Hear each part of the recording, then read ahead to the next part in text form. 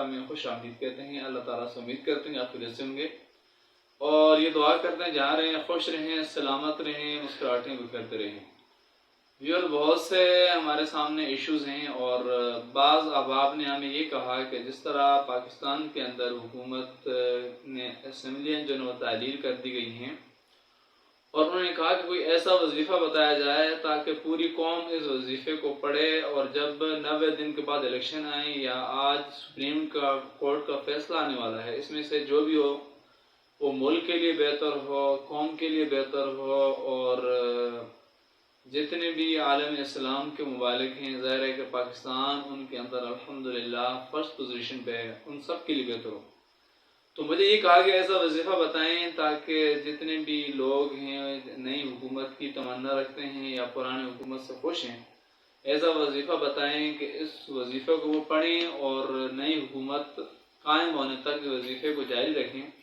تاکہ نئی حکومت آئے تو ملک کے لیے بھی بہتر ہو، قوم کے لیے بھی بہتر ہو، اور رعایا کے لیے بھی بہتر ہو۔ تو اس کے لیے ویورز ہم آپ کو وظیفہ بتاتے چلیں،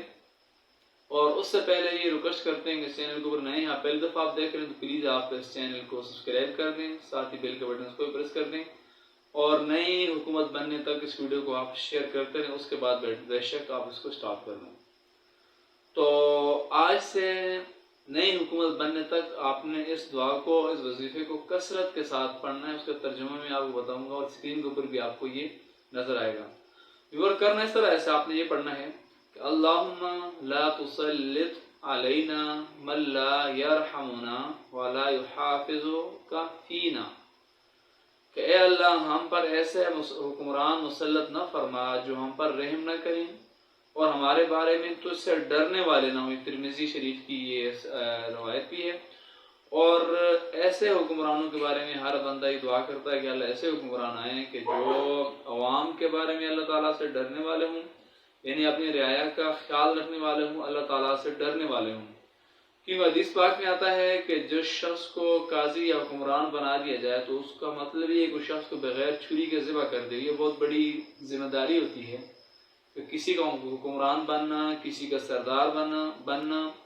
اس کی سب سے پہلے قیامت کے دن اس کے رعایا کے بارے میں پوچھا جائے گا کہ آپ نے اپنے رعایا کے بارے میں کیا سلوک کیا، اپنے رعایا کے بارے میں آپ نے کیا سوچا، اپنے رعایا کے بارے میں آپ اللہ سے ڈرنے والے تھے یا نہیں تھے۔ تو اس لیے جب تک نئی حکومت نہیں بنتی، جو تمام احباب ہیں اس وظیفے کو، اس دعا کو کثرت کے ساتھ پڑھیں، تو انشاءاللہ تعالیٰ پھر اللہ تعالیٰ سے امید ہے، یقین ہے بلکہ، کہ ایسے لوگ آئیں گے کہ جو عوام کے بارے میں اللہ تعالیٰ سے بھی ڈرنے والے ہوں گے اور عوام کے اوپر بھی رحم کریں گے، یعنی رعایا کا وہ خیال رکھیں گے۔ تو اللہ تعالیٰ کی بارگاہ میں یہ دعا ہے، اللہ تعالیٰ ملک پاکستان پر اور ہر اسلامی ملک کے اوپر ایسے حکمران اللہ تعالیٰ نازل فرمائے، ایسے حکمران مسلط فرمائے کہ جو اللہ تعالیٰ سے ڈرنے والے بھی ہوں رعایا کے بارے میں، اور جس طرح عمر فاروق رضی اللہ تعالیٰ عنہ نے حکومت قائم کی تھی 22 لاکھ مربع میل کے اوپر۔ آپ کا یہ کہنا تھا کہ اگر دریا فرات کے کنارے کوئی جانور بھی پیاسا مر جائے، بھوکا مر جائے، تو اس کا بھی عمر سے پوچھا جائے گا۔ ایسے حکمرانوں کا اللہ تبارک و تعالیٰ ہمارے اوپر مسلط فرمائے، آمین۔ اپنا اور اپنے چاہنے والوں کا بہت خیال رکھیے۔ اللہ حافظ۔